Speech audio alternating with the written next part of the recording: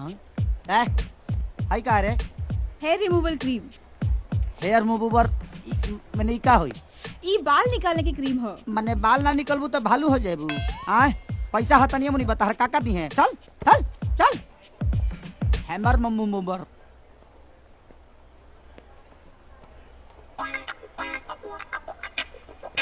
ई रही हका दही महे वाला। बाथरूम साफ करे के सामान है, रखा। अच्छा